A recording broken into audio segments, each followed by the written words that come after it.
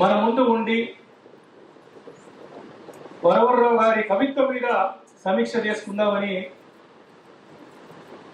అనుకున్నాం. కానీ ఈ రాష్ట్రము దుర్మార్గంగా తప్పుడు కేసులు పెట్టి ఇవాళ కరెక్ట్గా 7 మాసాలు అవుతుంది ఎర్రవాడ జైల్లో ఉన్నాడు. నిజంగా కవిత్వాన్ని కానీ ఖైదు చేయరన్నది ఈ సభ ఒక తార్కాన్ని. కవిని కవిత్వాన్ని ఏ రాజ్యాలు కూడా ఏ పాలకులు కూడా ఖైదు చేయరు. ఇవాళ వరవర్రావుని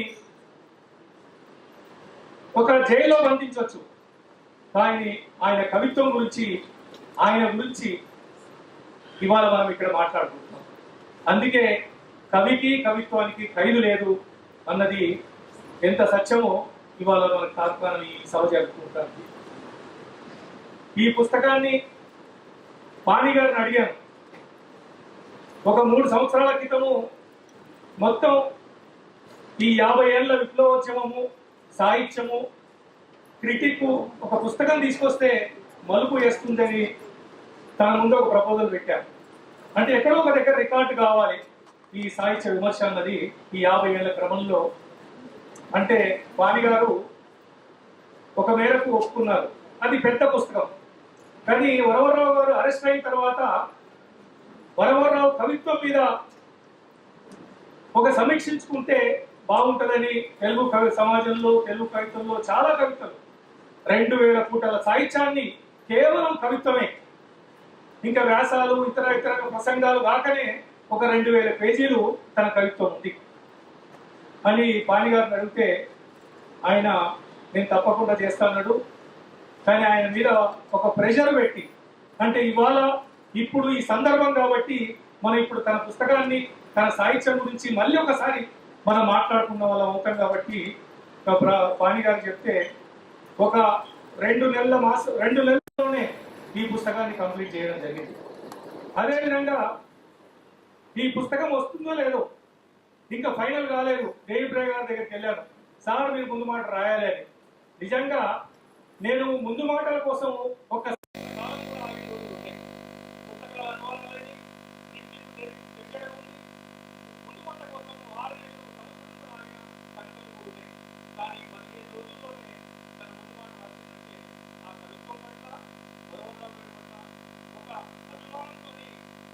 తన ముందు మాట 15 రోజుల్లో ఎన్ని పనులు ఉన్నప్పటికీ కూడా పక్కకు పెట్టేసేసి తన ముందు మాట రాయడం జరిగింది.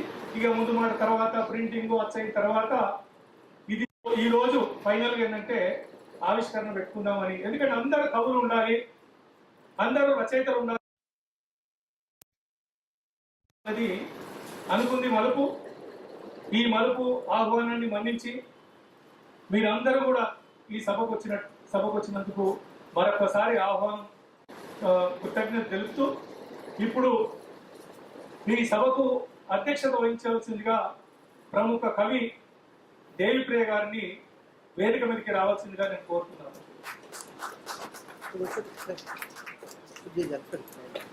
అదేవిధంగా విజయభారతి గారు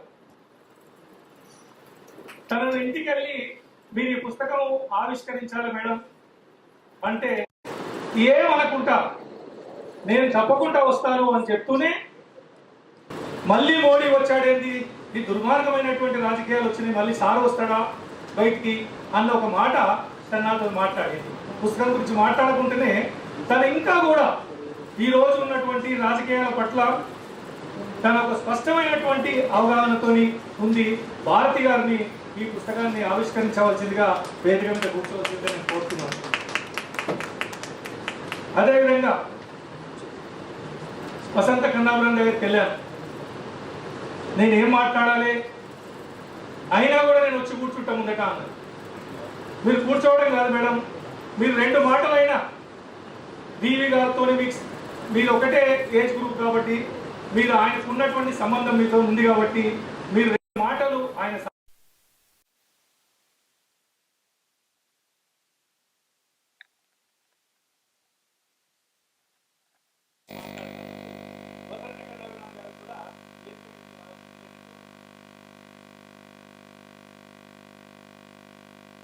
ప్రముఖ కవి,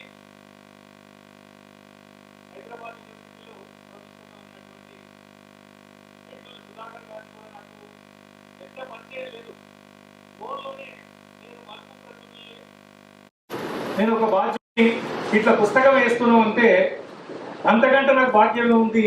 వరవరరావు గారి కవిత్వం ఆవిష్కరణ సందర్భంగా ఆయన మీద సమీక్ష పుస్తకాన్ని తప్పకుండా నేను వస్తాను, నాకు పుస్తకాలు పంపించండి, నేను మాట్లాడతాను అని చెప్పడం జరిగింది. ఎండూరి సుధాకర్ గారిని కూడా వేదిక మీదకి రావాల్సిందిగా నేను కోరుతున్నాను.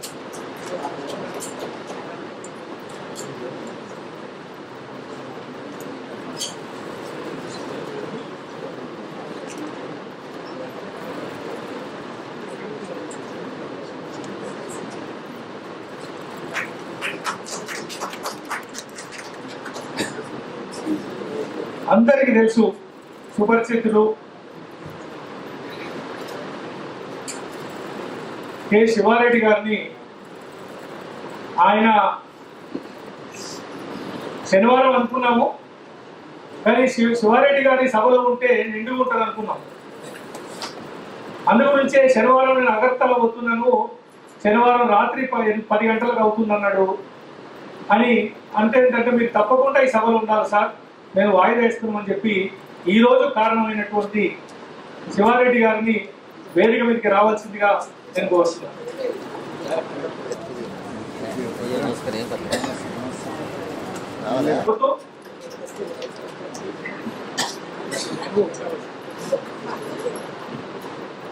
నిజంగా మలుపు మీటింగ్ లో మేము ఇప్పటి వరకు అనువాదాలు మాత్రమే చేసేవాళ్ళం. ఇది మా మొట్టమొదటి పుస్తకం సాహిత్య రంగంలోకి మేము ఒక మలుపు తిప్పినాం. సాహిత్య రంగంలో కూడా ఎంటర్ కావాలని అన్ని పుస్తకాల అనువాదాల్లో ఆ ఒరిజినల్ రచయితలందరూ కూడా ఇప్పటి వరకు అంటే బషరత్ పీర్ నుంచి మొదలుకొని జంగల్ నామా, సత్నాము, అదే రకంగా ఆనంద్ తెలుతుండే అందరు రచయితలు వచ్చే ఆనవాయితుంది. కానీ నన్ను ఒక్కరిని మాత్రం మన్నించు, నాకు యాజమాన్యం లీవ్ దొరకట్లేదు, నా వీక్లీ ఆఫ్ లైఫ్ అయినాయి కాబట్టి దీనికి మూలకారకులైనటువంటి రచయిత పాణి గారు ఈరోజు రాలేకపోతున్నారు. ఈ పుస్తకాన్ని పాణి గారు రచించాడు. మొట్టమొదటి మీటింగు రచయిత లేని మీటింగ్గా మేము లోటుగా ఫీల్ అవుతున్నాము.